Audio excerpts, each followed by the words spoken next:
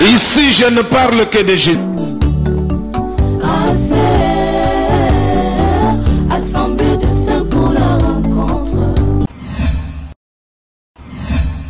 Dieu ne se retrouve que dans l'église où son ordre est respecté. Retenez cela très bien. Toute église où l'enseignement de Dieu n'est pas respecté, Dieu n'est pas là. Faites tout ce que vous voulez. Faites des bruits comme vous voulez. Soyez des milliers comme vous voulez. Mais quand l'enseignement de Dieu n'est pas respecté, quand l'ordre établi par l'enseignement n'est pas respecté, vous êtes là ensemble, mais sans Dieu. Est-ce que vous comprenez comment Dieu marche? Depuis le commencement, c'est comme ça. Il ne le changera pas. Donc la rédemption, c'est un plan du salut dans lequel l'homme est réconcilié avec son créateur au moyen des prix. Ça, c'est la rédemption sur le plan de la connaissance. Donc je définis comme ça, par connaissance, pour que tout le monde puisse comprendre. Mais je peux aussi définir la rédemption. Donc là, c'est la première définition. Mais dans la deuxième définition, je vais définir la rédemption selon la révélation. Selon la révélation, je dis que la rédemption, c'est Jésus-Christ. Est-ce que vous me comprenez? Amen. Parce que là, c'est l'apôtre Paul qui nous dit que la rédemption, c'est Jésus-Christ. Il nous l'explique dans 1 Corinthiens 1, verset 30. Il dit, Dieu a fait de Jésus la rédemption. Est-ce que quelqu'un me comprend? Amen. Donc, si on te pose la question, c'est quoi la rédemption? Tu as deux façons pour définir. Tu peux définir la rédemption. C'est un plan du salut dans lequel l'homme est réconcilié avec son créateur au moyen d'un prix. Si tu n'as pas une bonne tête, tu dis simplement la rédemption, c'est Jésus-Christ. Là, c'est très court. C'est plus facile à comprendre. Est-ce que quelqu'un est avec moi? Amen. Et aujourd'hui, on va aborder le sous-thème 4. Donc aujourd'hui, c'est le 4e dimanche. Parce que par dimanche, on va prêcher un sous-thème.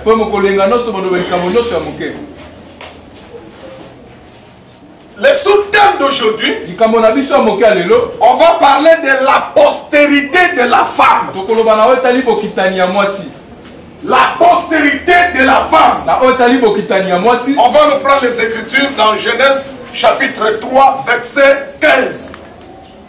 Genèse chapitre 3, verset 15. On s'était debout pour la lecture de la parole.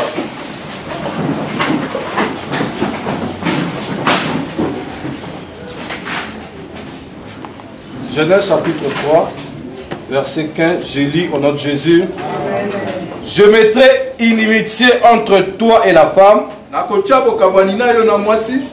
entre ta postérité et sa postérité. Celle-ci t'écrasera la tête et tu lui blesseras les talons. Tu interprètes très bien, oui. Celle-ci t'écrasera la tête et tu lui blesseras les talons. Parole du Seigneur. Amen. Seigneur, que le Saint-Esprit nous donne l'explication de cette écriture pour notre édification et pour ta gloire. Dans le nom de Jésus-Christ de Nazareth. Amen. Amen. Que la paix du Seigneur soit avec vous. Amen.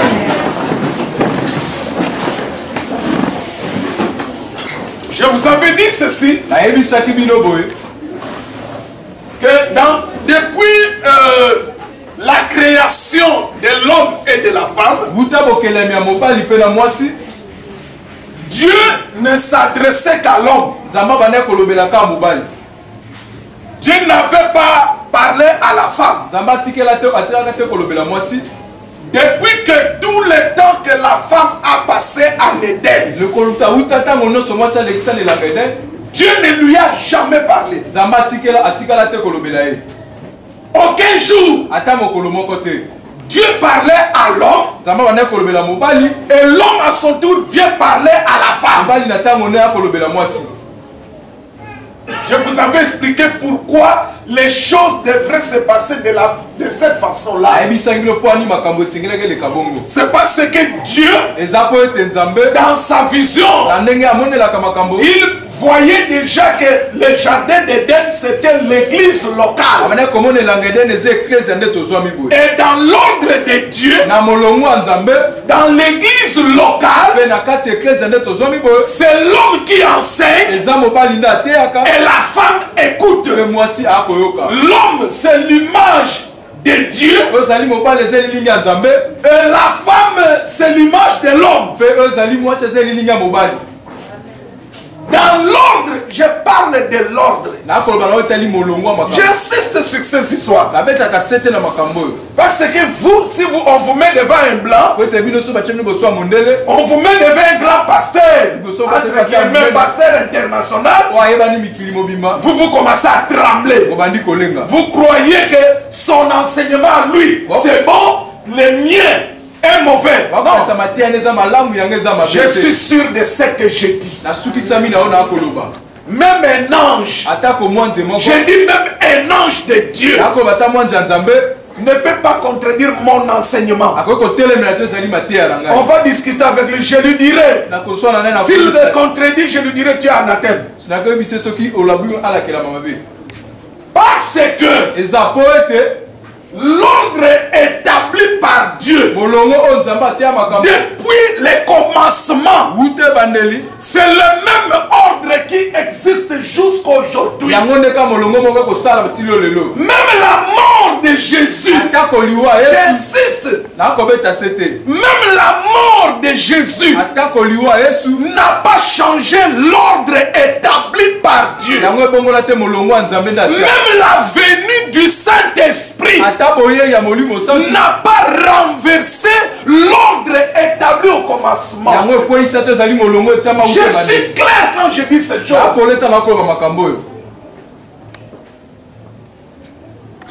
Vous allez me dire, il est écrit au dernier jour, je répandrai de mon esprit. Je répandrai de mon esprit sur toute chair. Et vos fils et vos filles prophétiseront. C'est bien dit prophétiser. On n'a pas dit vos fils et vos filles enseigneront. Non. Le Saint-Esprit ne peut pas se tromper. Il vient respecter l'ordre établi. Vous savez, l'église du jardin d'Éden a été fermée parce que l'ordre avait été renversé. Et celui qui a renversé l'ordre, c'est le diable. Comment il renverse? Dieu dans son ordre, il donne l'enseignement à l'homme. Le diable vient renverser l'ordre. La postérité de la femme, quand la femme a péché, C'est ce jour-là que Dieu est venu parler à la femme. Mais regardez, pour vous confirmer ce que j'ai dit, quand Dieu est venu, d'abord, est-ce que vous croyez? Est-ce que vous pensez que Dieu ne savait pas que la femme a péché? Est-ce que Dieu ne savait pas? Quand il a quitté le ciel, il vient dans le jardin.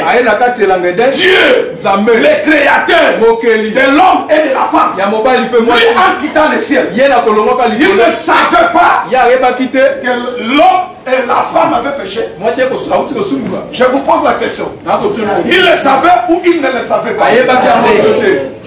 S'il ne le savait pas, ce n'est pas un Dieu qu'il faut prier. C'est-à-dire qu'il est surpris par les événements. C'est-à-dire en descendant, il savait que la femme avait péché. Mais regardez comment il vient. Au lieu de venir directement poser la question à la femme, non, pour lui le responsable du jardin, les responsables du jardin. Si la femme se retrouve dans le jardin, c'est que son responsable, c'est l'homme.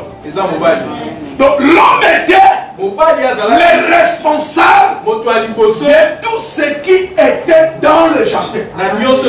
C'est-à-dire de la femme, des animaux, des poissons, des arbres. Le responsable c'était l'homme. Il vient poser la question à l'homme. Pourquoi tu es nu? Comme tu dis. As-tu mangé le fruit de l'arbre que je t'avais interdit? L'homme dit non, c'est pas moi. C'est la femme que tu m'as donnée. C'est la première fois maintenant que Dieu parle à la femme. Il pose la question maintenant à la femme. Pourquoi as-tu mangé? La femme dit non. Je n'ai pas fait de moi-même. Mais c'est le serpent. Dieu n'a pas posé la question au serpent. Non, il ne pouvait pas. Parce qu'il n'a pas responsabilisé le serpent de quelque chose. Et Dieu maintenant dit, c'est ce qui nous intéresse aujourd'hui. Amen, amen. Est-ce qu'on peut acclamer pour le Seigneur?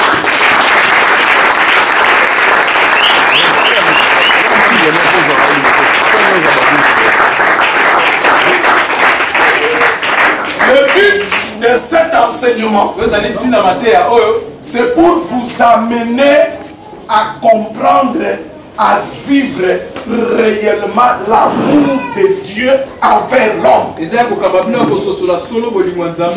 Parce que vous avez l'habitude de prier comme ceci, ou d'adorer comme ceci. Seigneur, je t'adore, je te bénis, parce que tu m'aimes, tu me gardes.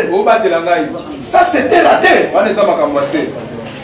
Donc on veut vous amener maintenant dans la grande dimension de l'amour de Dieu. Est-ce que quelqu'un me comprend? Alors, Dieu vient vers la femme. Il dit à la femme, femme, ta postérité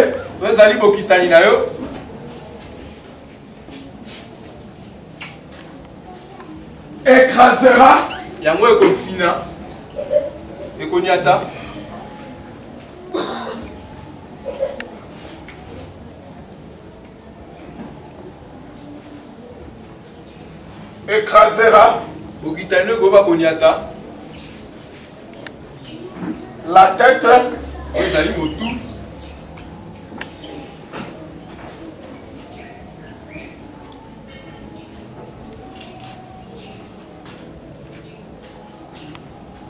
la tête de la postérité du serpent.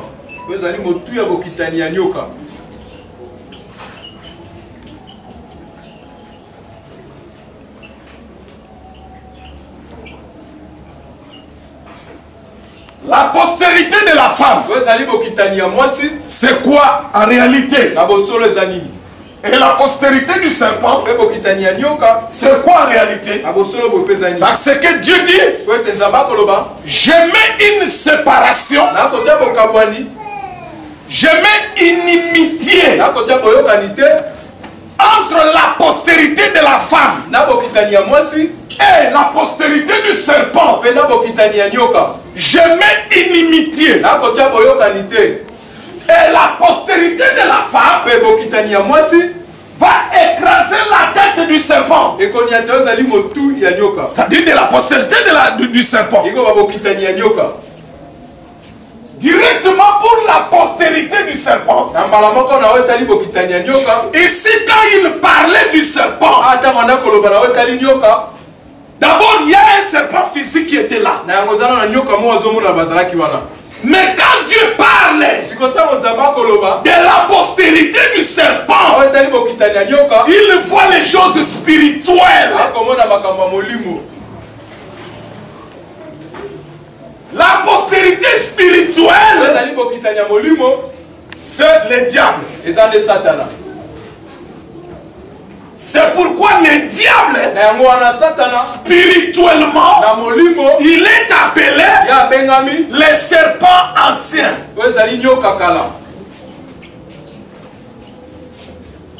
C'est sur le plan spirituel.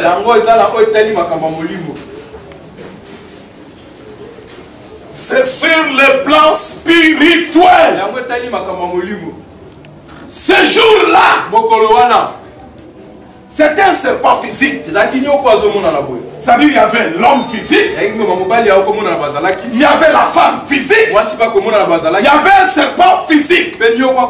Mais dans le serpent physique, il y avait l'esprit maintenant de Satan. Maintenant quand Dieu, parce que Dieu a parlé pour les serpents physiques et aussi pour les serpents spirituels. Au serpent physique, Dieu a dit, désormais, tu vas marcher sur ton ventre.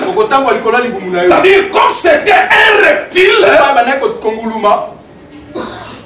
Je suis en train d'interpréter. Il faut bien l'interpréter. Comme il marche à quatre pattes, comme un lézard, parce que c'est un reptile.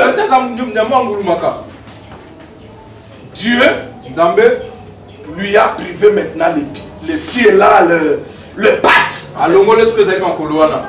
Est-ce que vous me comprenez? Amen. Donc pour les serpents physiques, Dieu lui a puni. Il dit, toi serpent, c'est-à-dire le serpent physique d'abord, tu vas marcher sur ton ventre et tu vas manger la poussière. Maintenant pour les serpents spirituels, je précise bien mes mots. Pour les serpents spirituels, j'ai dit, la postérité de la femme t'écrasera la tête. Quelqu'un me comprend? Amen. Donc, il ne faut jamais, alors jamais, croire à un faux enseignement qui dit que la postérité du serpent, c'est Caïn. Non, il ne faut jamais croire à une telle chose. D'abord, pour croire à un tel enseignement, il faut être un envoûté. Parce que ce n'est pas écrit. Amen, amen. Amen. La postérité du serpent dont Dieu parlait, que je mets inimitié entre la postérité de la femme et la postérité du serpent. La postérité du serpent va te montrer au talon. Il parlait du diable. Parce que spirituellement, le diable s'appelle le serpent ancien. Est-ce que quelqu'un me comprend? Amen. Maintenant parlons de la postérité de la femme.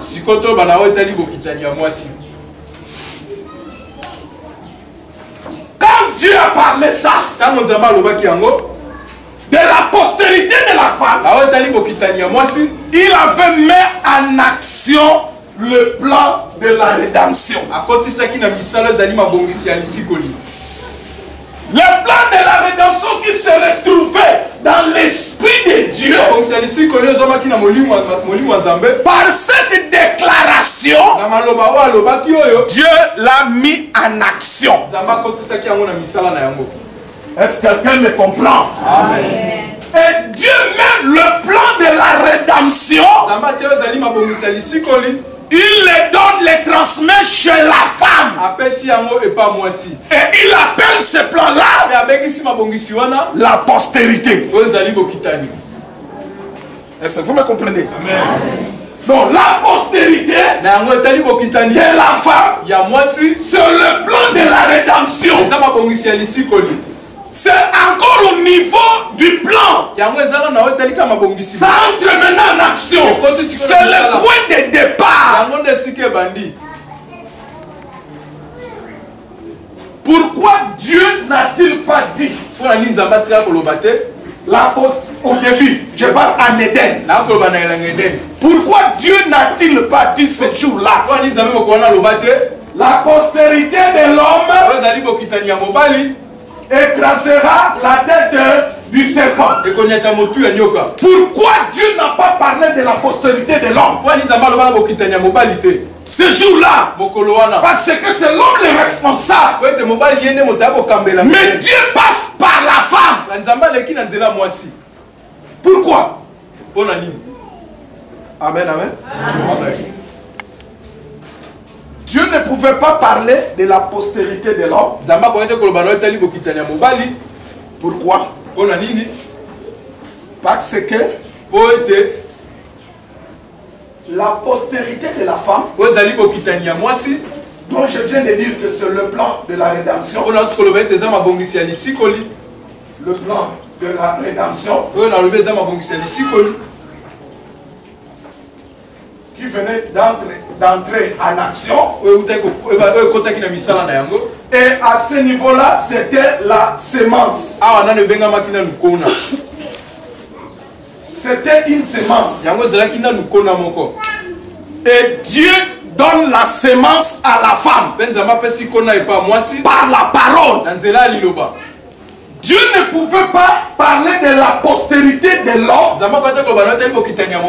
Pourquoi? Parce que la sémence de l'homme, je reprends, parce que la sémence de l'homme venait d'être essuyée, ça ne pouvait plus donner la vie.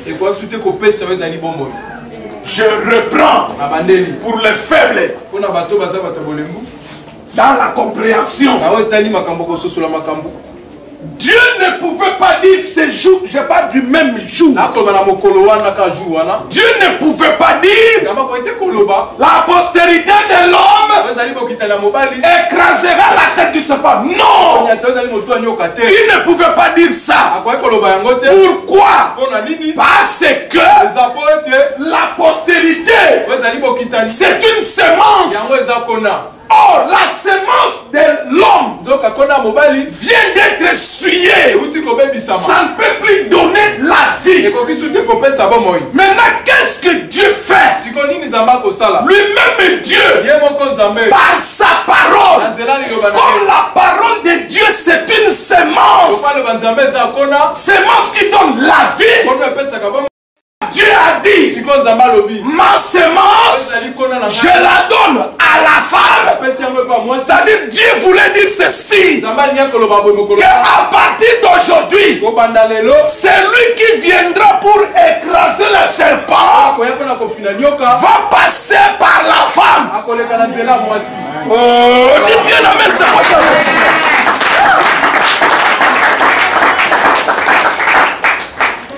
Si vous n'êtes pas digne d'écouter de bonnes choses. reprend pour le faible.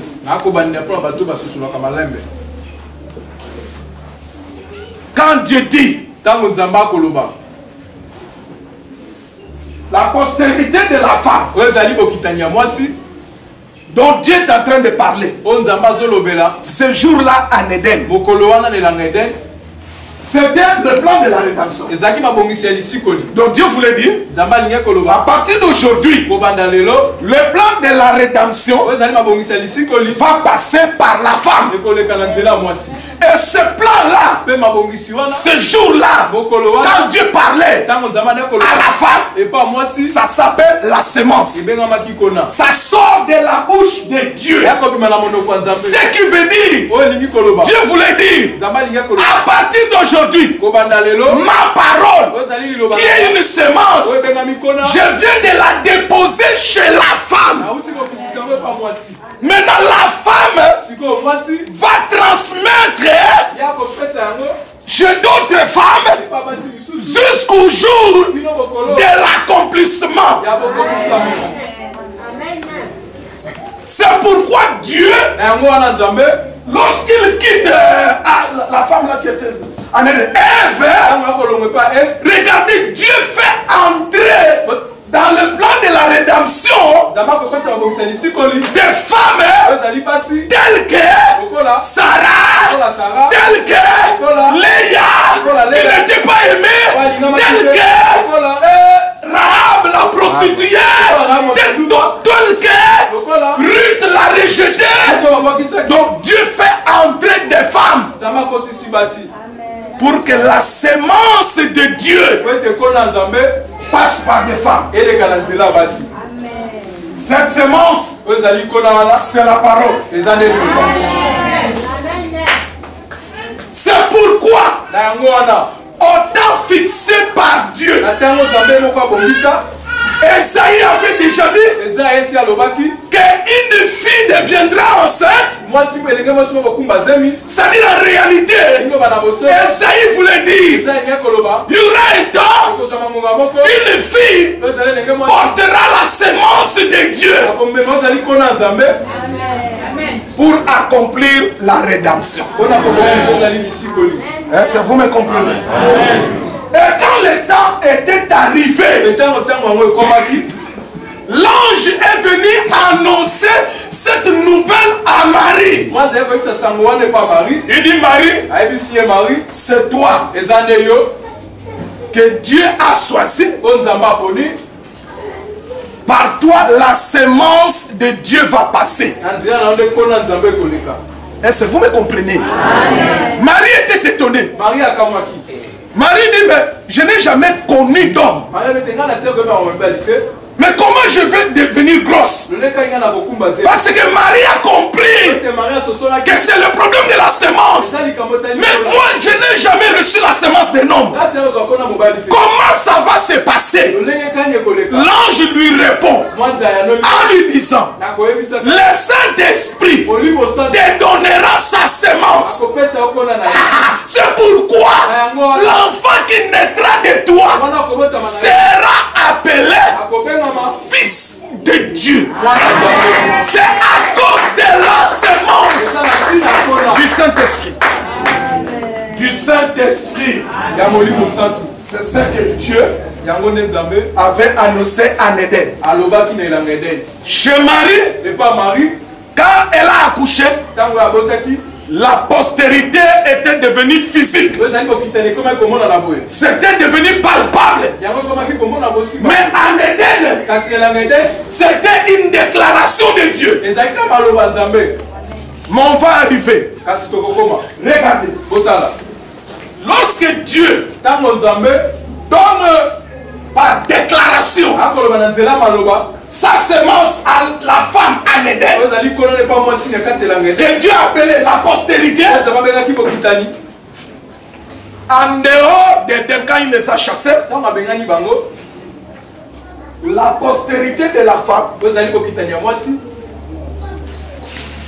devrait passer maintenant par la lignée de l'homme.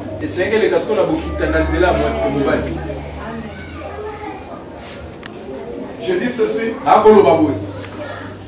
la déclaration de Dieu en Éden. C'est que Dieu vient de dire à la femme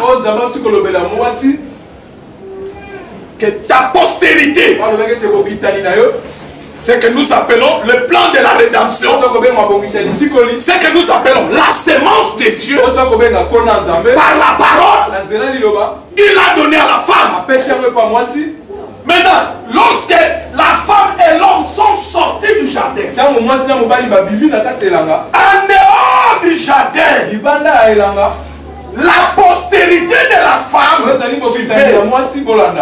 La postérité de la femme entre maintenant dans la lignée de l'homme. Dans la lignée de l'homme.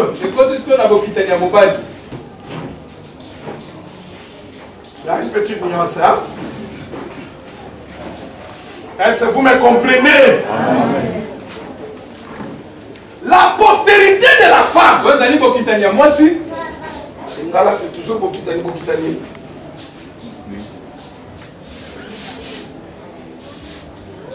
La postérité de la femme, qui est une sémence déclarée, parlée, que Dieu a parlé, c'était entré dans la femme. Maintenant, quand ils sont sortis de l'Éden, l'homme et la femme, il fallait maintenant que cette sémence-là, c'est-à-dire spirituelle, cette postérité spirituelle de la femme puisse choisir la lignée de l'homme. Est-ce que vous me comprenez? Amen. Maintenant, en dehors du jardin, pour choisir la lignée,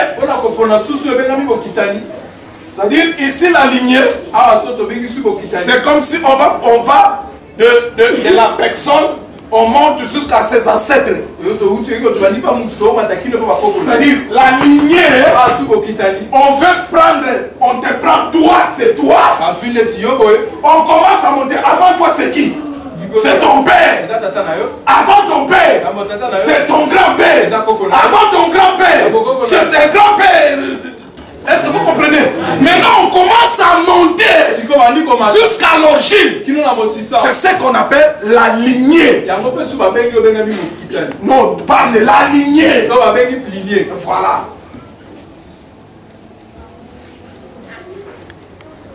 Maintenant, il fallait que la postérité de la femme entre par la lignée, puisse avoir des ancêtres des hommes. Est-ce que vous me comprenez? Amen. Maintenant, pour choisir cette lignée-là, Dieu a attendu. Adam a connu Ève,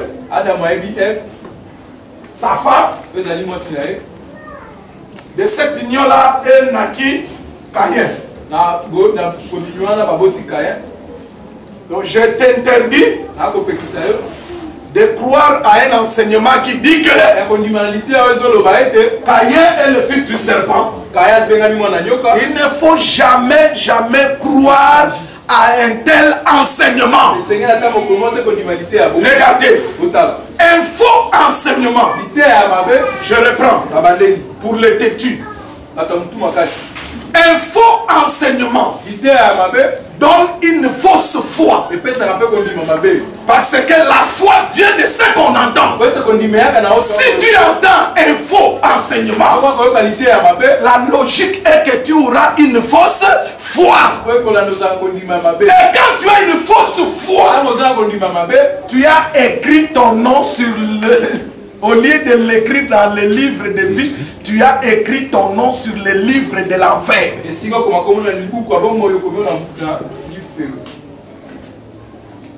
Je reprends. Si tu crois à un faux enseignement, c'est-à-dire tu as une fausse foi. au ciel, il n'y aura pas des gens qui vont entrer avec une fausse foi. Au ciel, il faut entrer avec une foi saine qui vient d'un bon enseignement.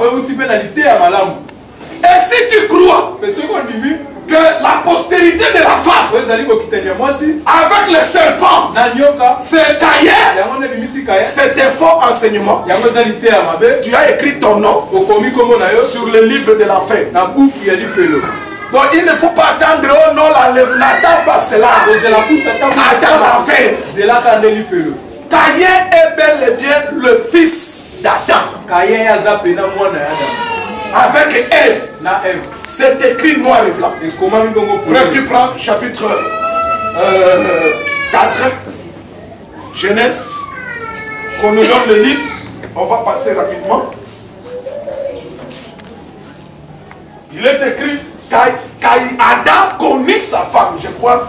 C'est le verset 1 ou quel verset? Genèse chapitre 4, rapidement, tu peux trouver. Oui, ok. Tu lis? Adam connut Ève. Adam connut Ève. Sa femme. Elle conçut. Elle conçut. Et enfanta Caïn. Mais vous, votre révélation, la révélation qui vous dit, donc vous tapez la poitrine pour dire que Caïn est le fils du serpent. Mais vous la soutenez, votre révélation, par quelle écriture? Parce que toute révélation doit être soutenue par une écriture. Mais ici l'écriture témoigne que Caïn est le fils de Adam et Ève. Mais où est l'écriture pour vous qui vous soutient dans votre bêtise là? Et les gens croient à ça. Et ils sont nombreux. Et ils discutent aussi. Ils discutent sur une écriture qui est écrite noir et blanc. Mais il faut être un envoûté. Si l'habit est blanc, on te dit que cet habit est blanc. C'est physique, c'est blanc. Toi tu viens, tu dis non, cet habit est noir. Pendant que physiquement les gens voient que c'est blanc, toi tu dis c'est noir. Tu es envoûté.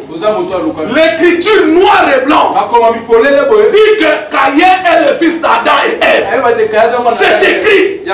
Toi tu viens, tu dis que c'est une révélation. Caïn c'est le fils du serpent. Tu es envoûté. Il n'y a rien à dire.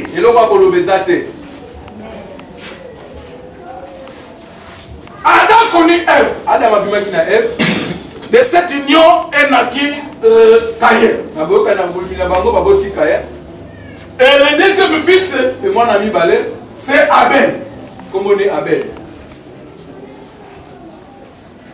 Mais il y a encore une bêtise. Bêtise. La bêtise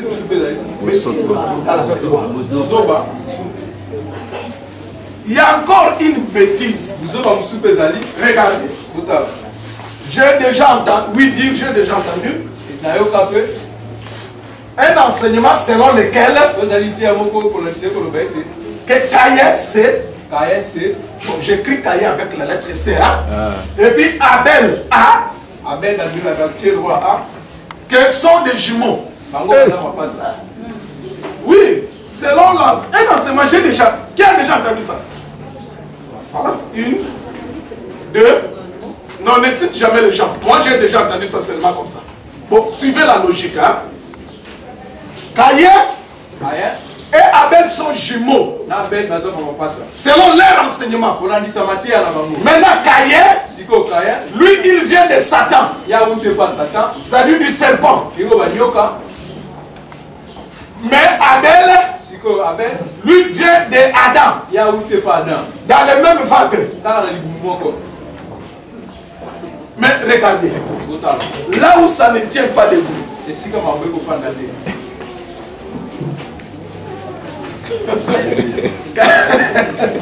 Vraiment, je ne sais même pas comment on peut croire à de tels enseignements.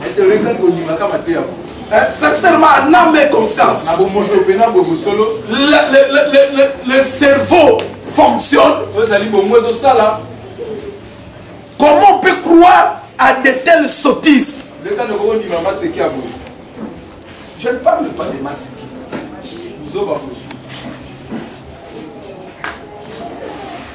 Bon, acceptons dans la mesure du possible si cela était vrai. Acceptons d'abord leurs bêtises là. Que Caïn est fils du serpent. Maintenant, il est fils du serpent. Le serpent physique. Parce que, selon leur enseignement, ils disent que le serpent était comme un homme. Selon leurs enseignements. Mais il fallait que physiquement, que Caïn ressemble au serpent. Parce que Dieu a dit que chaque espèce produira son espèce. Mais comment Caïn, qui est de l'espèce du serpent, puisse ressembler encore à l'homme Adam? Ça ne colle pas. Est-ce que quelqu'un me comprend? Donc retenez cela, que personne ne vous trompe. Caïn est bel et bien le fils d'Adam. Genèse chapitre 4 verset 1er. Genèse 4 1er. Est-ce que quelqu'un me comprend? Amen. Adam et Ève ont encore eu Abel. Qu'est-ce qui s'est passé? Quand ces deux enfants ont grandi, Caïn était cultivateur et Abel, lui, il était berger. Vous me comprenez? Et un jour,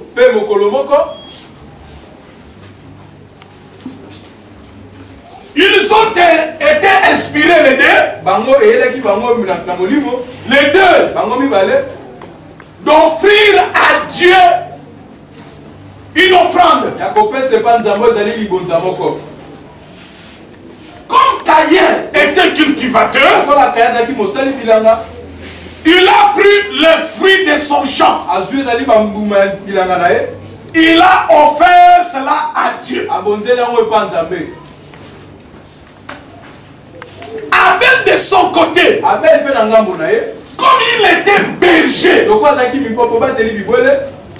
il est parti dans la bergerie. Il a pris les premiers. Les premiers nés des aînés de brebis.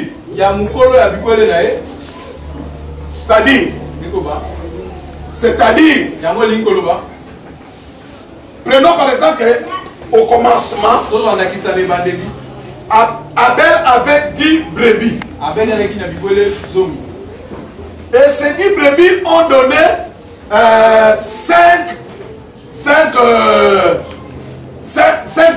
petits brebis. Maintenant, qu'est-ce qu'Abel fait? Regardez, les 5 ici, ça constitue le premier groupe.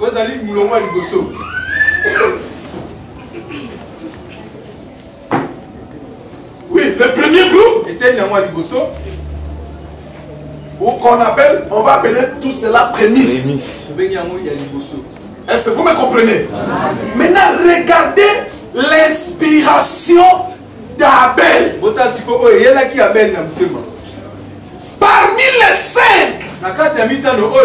lui il a cherché. Parmi les 5 petits brebis, quelle est la brebis qui est née le premier de tous les 5? Il a pris ce premier-là. Je ne sais pas si je me fais comprendre. C'est-à-dire, il n'a pas donné au hasard. Non. Non. Caïn, il a pris comme ça le fruit de la terre. Mais Abel, par révélation, il ne prend pas de n'importe quoi dans la bergerie. Il dit bon, mes brebis étaient 10. Je prends un exemple, le chiffre 10 au commencement. Ça a donné 5 enfants. Dans les 5, quelle est la brebis qui est née la première? Alors je prends celle-là. Et je vais offrir cela à Dieu. Il a amené ça à l'autel. Il a offert à Dieu. Réveille-le. Dieu a agréé Abel et puis l'offrande d'Abel. Dieu n'a pas commencé à agréer l'offrande. Je reprends ici, je reprends. Je reprends ici. En attirant votre attention. Dieu a commencé d'abord d'agréer la personne d'Abel. Puis, il a agréé l'offrande de la personne. De l'autre côté, Dieu a rejeté d'abord la personne de Caïn. Et puis il a rejeté son offrande. Maintenant je vous dis ceci. Je vous exhorte. Frères, sœurs, retenez cela. Depuis le commencement jusqu'à aujourd'hui. Si tu mènes une vie de péché, tu viens avec ton offrande devant Dieu.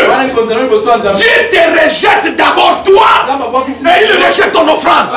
Jusqu'aujourd'hui, ça se fait de la même manière. Même la mort de Jésus à la croix n'a pas changé cet ordre.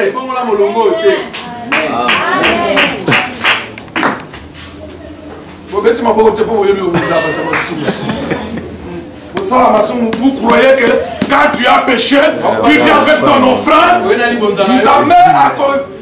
Dieu va fermer les yeux. Comme il a vu tes $100, il va prendre $100, il va dire, oh, j'accepte aussi cet offrande. Non! Tes $100, nous on va bouffer ça à l'église. Dieu te rejette et toi et ton offrande. Donc là je t'exhorte. Si tu veux que Dieu agrée ce que tu donnes, commence d'abord toi-même à te donner à Dieu. Ainsi il est écrit, offrez vos corps comme une offrande. Une offrande. Une offrande.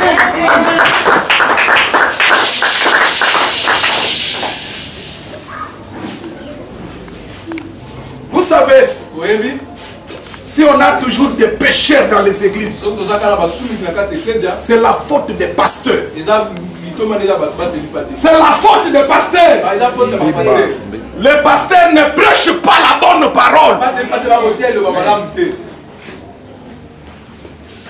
Il faut dire aux gens, il faut dire à ce peuple que Dieu commence d'abord à agréer l'homme. Et non ce que l'on donne. Dieu n'a pas besoin de nos dîmes, de nos offrandes. Il n'a pas besoin de ça. Il va faire quoi avec? Si Dieu a besoin de la monnaie, il a besoin de biens matériels. L'or, l'argent, tout, c'est pour lui. Dieu n'ira même pas demander à Bill Gates. Devant Dieu, Bill Gates, c'est un pauvre. C'est devant vous qu'il est riche. Mais devant Dieu, c'est un pauvre. La vérité. Si Dieu a besoin des choses matérielles, c'est lui qui a tout créé. Le ciel et la terre lui appartiennent. Il ne passera pas par toi. Mais ce que lui veut, et que tu t'offres à lui. C'est pourquoi en réalité, l'église comme ça, c'est pas le lieu de venir adorer Dieu. Tu fermes des yeux, tu commences à pleurer. Oh Dieu, je te bénis Seigneur. Oh mon Dieu, tu es mon Dieu.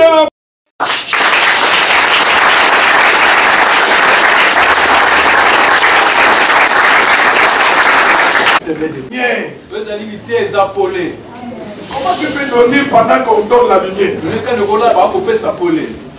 Suivez-moi maintenant. Vous êtes avec moi? Vous êtes avec moi? Que la grâce de Dieu soit avec votre esprit. Et j'ordonne à l'envoûtement de sortir de votre corps. N'oublie pas que tu avais demandé à Dieu de te parler. Hein? Et quand tu dors, Dieu parle. Pendant que toi tu dors, Dieu parle. Je disais ceci. Dieu a choisi la lignée, les ancêtres, c'est-à-dire les ancêtres de la postérité. Voilà. Est-ce que vous me comprenez? Amen. Dieu choisit les ancêtres de la postérité qu'on appelle la lignée. Maintenant la lignée, c'est la lignée d'Abel à cause de son offrande qui était une offrande inspirée. Inspirée par l'Esprit de Dieu. Maintenant Abel, il est mort sans enfant. Donc normalement la lignée doit s'arrêter. Mais regardez, Adam connaît encore sa femme Ève. Et sa femme lui donna un fils. Mais regardez comment Ève appelle l'enfant. Il dit l'enfant ici s'appelle Seth. Il dit je lui donne le nom de Seth. Pourquoi? Parce que c'est lui qui prend la place d'Abel. Oh, lorsqu'on prend la place d'Abel, on prend la lignée d'Abel. On prend la bénédiction d'Abel. On devient la lignée de la rédemption. Celui-ci, il prend la place d'Abel. Et lui donna le nom de Seth. Donc Seth signifie celui qui prend la place d'Abel. Comme Seth a pris la place d'Abel, il est devenu la lignée par où les ancêtres de la postérité vont passer.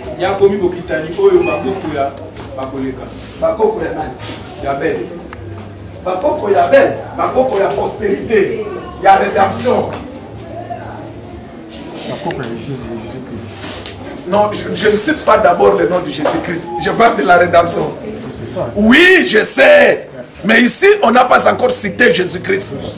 On parle dans les termes de la rédemption. Mais comme vous avez la compréhension déjà des choses, c'est bien. Est-ce que quelqu'un me comprend? Amen.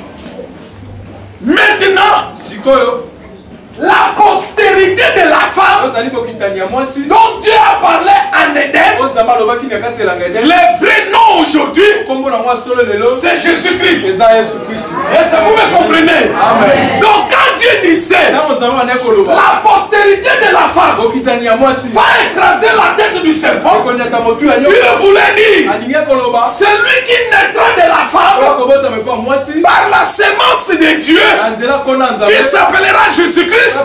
C'est lui qui va dépouiller, qui va vaincre Satan à la croix. Donc il annonçait déjà par écraser, tu lui écraseras et lui va te mordre. Dieu annonçait déjà les combats. Et ces combats, c'était à la croix.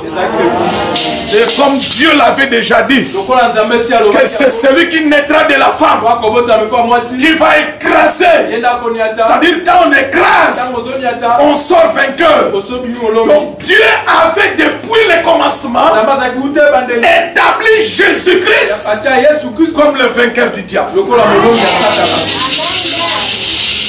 Est-ce que quelqu'un me comprend? Est-ce que quelqu'un me comprend? Amen. Jésus-Christ est vainqueur. Dans le plan de la rédemption, depuis Éden, par la parole de Dieu,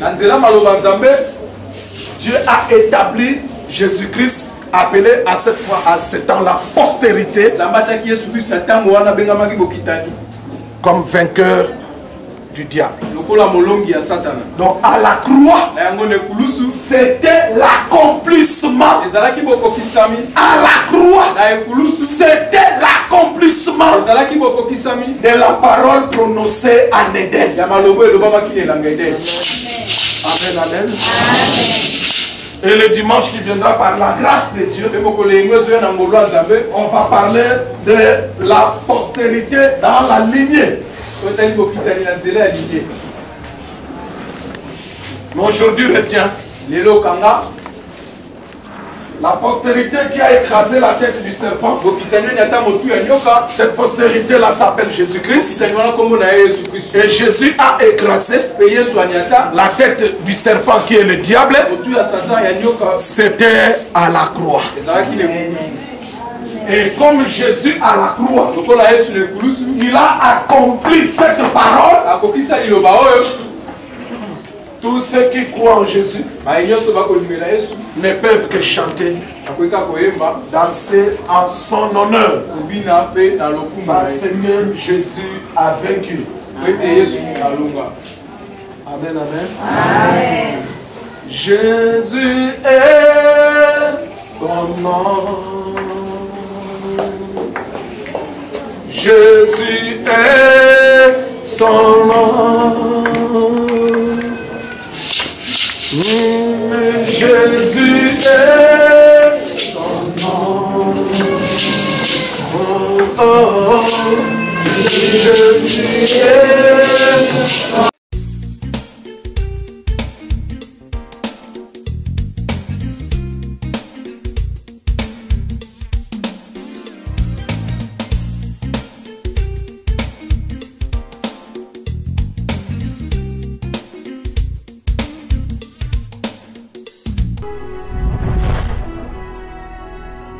Que Dieu est grand et exalté en puissance.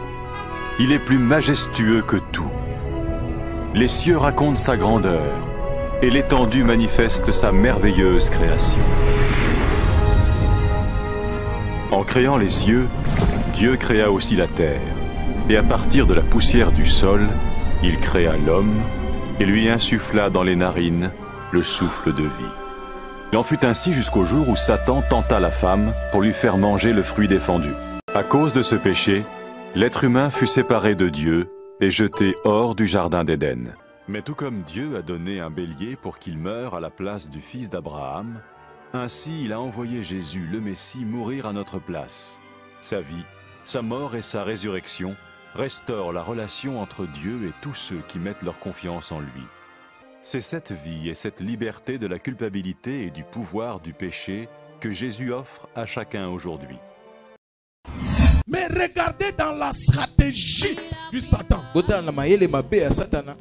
n'est pas venu vers l'homme. Non. Non. Il est venu chez la femme. Je vais vous dire pourquoi le diable est venu chez la femme. Il y a un Adam en Éden. Il est mort. Il est le premier Adam. Qui dans sa mission, il a perdu son héritage. Je ne dis pas le deuxième. Je ne dis pas ça. Je ne dis pas le second Adam. Ce n'est pas écrit. Je ne dis pas le deuxième Adam. Ce n'est pas écrit. Mais il est écrit. Le dernier. Dieu est très intelligent parce qu'il ne voulait pas qu'un aventurier vienne pour dire que je suis le troisième Adam. Dieu ne se retrouve que dans l'église où son ordre est respecté. Retenez cela très bien. Toute église où l'enseignement de Dieu n'est pas respecté, Dieu n'est pas là. Faites tout ce que vous voulez. Faites des bruits comme vous voulez. Soyez des milliers comme vous voulez. Mais quand l'enseignement de Dieu n'est pas respecté, quand l'ordre établi par l'enseignement n'est pas respecté, Vous êtes là ensemble, mais sans Dieu.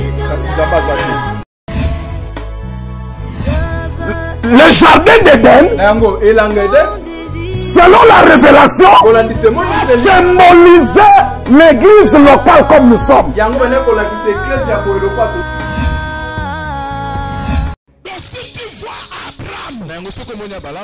Il prend Sarah comme sa femme. Il prend encore Agar comme sa femme. Ça devient la polygamie. Mais quand l'apôtre Paul voit les deux femmes d'Abraham, quand il voit la polygamie d'Abraham, Paul dit les deux femmes d'Abraham sont des alliances.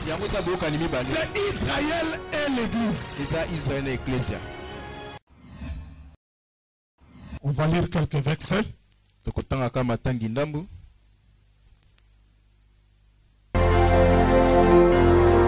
Seigneur Jésus, je t'aime, je me donne tout à toi. Que les écailles de mes yeux tombent pour que je te voie dès que tu es. Ramène-moi aux choses simples qui me montrent ta grandeur. Les cieux, la terre suffisent pour décrire toute ta splendeur.